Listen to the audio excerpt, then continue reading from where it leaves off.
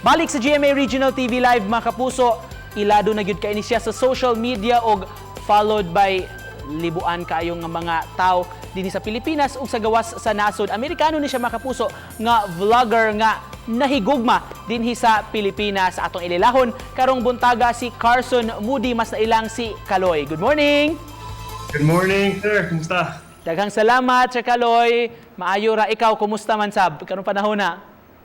Okay naman, gwapo gyapon. Wow. Sir, can you tell us your story? Kaloy, naunsa ka pagkaabot diri sa Pilipinas o nganong nahigugma ka man sa Pilipinas? Sige, so katong 2012 niabot ko diri tungod sa akong simbahan. So naka-missionary ako. So 2 years ko nag-missionary sa Negros Occidental. So halos akong mission hilagay nun, pero na duha ka lugar na Bisaya. So dito ko nakatunog Bisaya sa Gihongan ug sa Escalante. So dito gyud ko nagkatunog Bisaya. Pagkahuman sa akong mission, niuli ko sa US o 2018 ibalik ko diri. Nasugod ko vlogging ang tuod karon. Mao na. Kisay nakapa-aghat nimo Kaloy nga mag-vlog? O then unsa may naa sa vlogging nganong murag mas na-interest man ka nga mobisita sa lain-laing lugar dinhi sa Pilipinas? Nakaila ko sa mga tao. Ang usa ka friend nako taga Davao. Siya nag-ingon ako na kinahanglan ko mag-vlogging kay kapul ko daan mag-Bisaya, so siguro magana ng Pilipino. O ganan pod ko mag-travel, so ako ra i-upload sa vlogs unsay akong travels. How is it like sa Kaloy karon nga murag you're followed by about 1.5 million nga followers na sa FB, 800 plus sa YouTube? Kumusta isip usa ka murag social media influencer? Malipay lang ko basta naay mo atubang nako or naay nagtan-aw sa akong vlog, syempre. Unsay mga favorite topics nga imong gina-vlog? Travel good akong paborito. Ug syempre mga pranks or social experiment. Basta lingaw akong vlog. Di ko ganan mo vlog basta boring ang adlaw. So mao dili siya everyday. So pag may adventure lang or nailingaw gyud. Malingaw man mi ani imong mga prank nga labi na nga ang mga tao magtuo, dili mag-expect nga kaantigo ka ika mo Bisaya, mo Hiligaynon. Bitaw. Oh, dito sa English only prank sa Cebu. Oh, lingaw na kay Murag kauna before kay karon murag halos sa akong following dito gyud sa Cebu, diha gyud sa Cebu. So before gamara akong following, so dili sila kabalo ko magbisaya. So nakurat sila. Naningkamot sila mag-English. Okay naman ilang English pero syempre nalipay sila pag kabalo sila na Bisaya di ay ko. Sir, mura ta mag-fast talk kuno ba? Favorite province nimo dis Pilipinas? Akong uyab nagtanaw na ako karon dapat kamigin daw. Ganito na. Ngano kamigin man Sir Kai?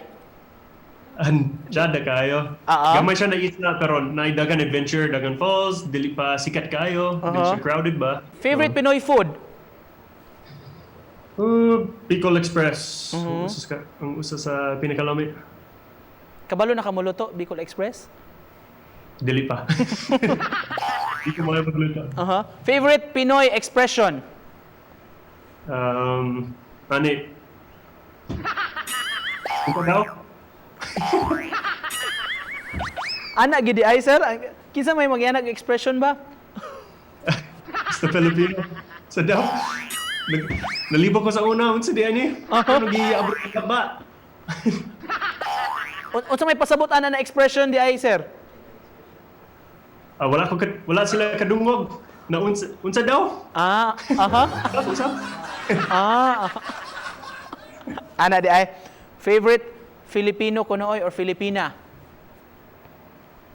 Si Zoe Palier.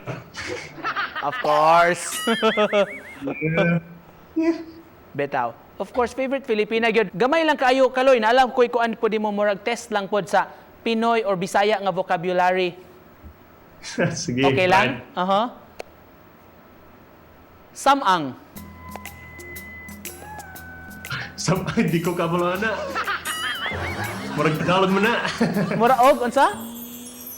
Murag Tagalog man na. Cementerio, sir. Cemetery. It's another term for cementerio. Bisaya lang, binisaya lang yun nun kaayo. Pansayan, familiar ka? Unsay pansayan? Pansayan. Dili pod. Maulaw ko ani. Sige, hear it. Pansalan. Unsa? Matsalang? Pansayan. Unsa na siya? Pansayan, sir, is kuan, CR. Murag Casillas. Grabe, oh. Wala ko kadungog ana. Wala. Karon pa lang. Wala ka kadungog, ana. Sige lang, at least, Wala bago na additional na word sa imong vocabulary. Ikatulo, Well, sir. ako isulat. Isulat, ikatulo, Sige. Kaloy. Lawak sa ringan. Loading pa. Nalibog na dyan. Nalibog na gid. Dapat medyo sayo ng pod. Unsa daw? Unsa na siya? Lawak sa ringan, sir, kay classroom. Oh my gosh. Mo ba? Unsa di kalawom ang imong Bisaya vocabulary? Hindi ka lalom siguro. Ambot lang. Sir, unsay naa sa Pilipinas nganong love kay nimo ang Philippines? Bisan lisod ang pangabuhi, malipay mo gyapon. No? Basta positive kaayo ang attitude diri sa Pinas. Sir, for the benefit of our viewers, lambi pwede si Ma'am Zoe pwede tapad lang nimo mo nya message na lang pod sa atong mga Sige. nagtan-aw karon, Ma'am Zoe. Oh, sige. Tada! Hello. Hi.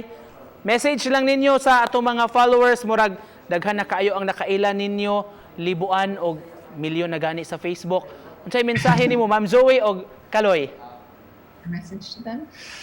Siyempre, una sa tanan, dako kaayo among kalipay o pasalamat sa inyo sa pagtan-aw, sa inyong constant support. Unsa ba gyud? Salamat sa pagtanaw ug amping mo tanan. Ooh, Bisaya ni siya. Bisayang hilaw, Jod. Thank you so much. Laom ra dito akong Bisaya di ay Ma'am Zoe. Sige lang kay.